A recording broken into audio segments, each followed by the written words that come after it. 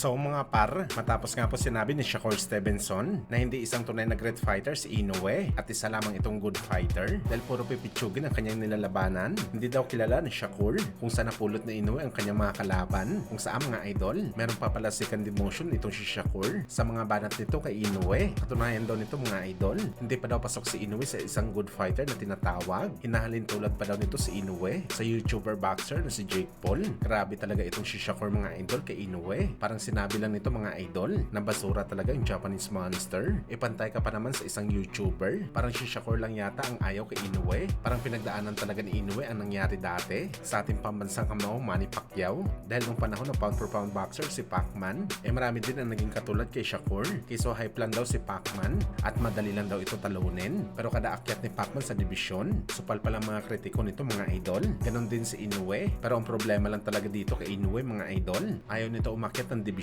Dito talaga nagsimula na nawalan ng gana itong si Shakur kay Inoue dahil imbis na umakyat ng timbang at lumaban sa malalakas, nasa 122 pounds pa rin daw si Inoue. Sa huli si Pacman mga idol, natanggap na lang ng mga tao sa Amerika dahil nagawa nito maging sa 130 pounds. At kung nanatili lamang si Pacman sa 130 pounds o di kaya sa lightweight, malamang mas malala pang abutin nito na trash talk kay Inoue. Sa kabilang banda naman mga idol, Mario Barrios tinawag na payaso itong si Ryan Garcia. Ano yan mga boss? Hindi niya daw maintindihan si Ryan sa mga trash talk nito. Basta focus daw si Barrios sa kanyang training. Ang mga kagaya daw ni Ryan, hindi daw focus sa training. Tatalunin niya lang daw ito sa bakbakan nila. Hindi na daw tatalab kay Barrios mga idol ang mind games ni Ryan Garcia. Marami na daw siya nakaharap mga idol na magagaling na fighter sa bakbakan.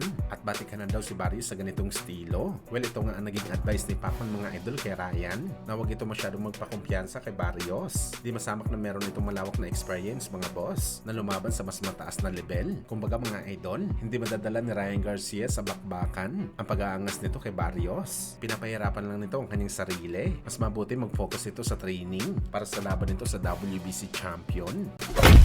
Po sa Japanese boxing social media, ang malaking laban na gaganapin sa buwan ng Marso o di kaya sa Mayo, kung saan mga idol, ang isa sa mga alaga ng Tekken Promotion na si Rico Masuda ay makakalaban ng ating Filipino Flash no nito Donaire Jr. March 15 daw ang target sa laban mga idol sa Japan o di kaya posible din ito mga idol na mangyari sa pinakamalaking laban na gaganapin sa Japan sa undercard sa sagupaan ni Junto Nakatani, kalaban ng Japanese monster na Oya Inoue. Isang malaking laban to mga idol para sa ating Filipino Flash na mapabilang kung sakali sa boxing event sa Tokyo Dome. Pero kung sa March 15 mangyari ang laban mga idol, walang problema yan. Isang big fight pa rin ito para sa ating Filipino Flash. Sa mga hindi po nakakaalam mga idol, si Rico Masuda po ang Japanese fighter na nag-knockout sa ating kababayan na si Jonas Sultan. Malakas ito mga idol. Isang suntok lang nito kay Sultan sa body shot. Hindi na ito nakatayo para lumaban pa. Pero gayon pa man mga idol, hintayin na lang natin ng official announcement ng bakbakan. Pero base sa update kay Filipino Flash, nag-uumpisa na ito mag-training mga idol sa Pilipinas. Ibig sabihin lang nito mga boss, meron itong paparating na laban sa Japan, kaya abangan natin to.